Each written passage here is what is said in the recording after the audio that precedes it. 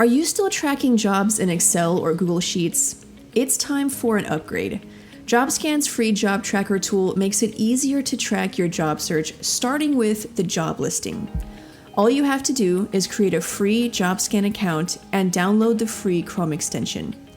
Log into your Jobscan account in the Chrome extension pop-up. You can now save a job listing to your job tracker directly from job boards like Indeed, LinkedIn, Glassdoor, and more. When you're viewing a job listing, click on the Save Job button.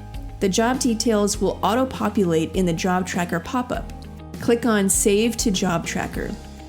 After you've saved a job, you can view it in your job tracker. Here you can see all of the crucial job details like the description, job title, and company name. You can view the resume you intend to use for that application or attach a new resume file. You can even scan your resume to see if you're a good match for the job.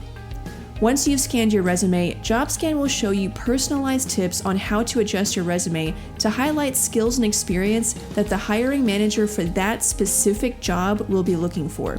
This increases your chances of getting an interview. Back on the job tracker, you can now see your match rate for every job you've saved and scanned a resume for. This will show you which jobs you're a better match for.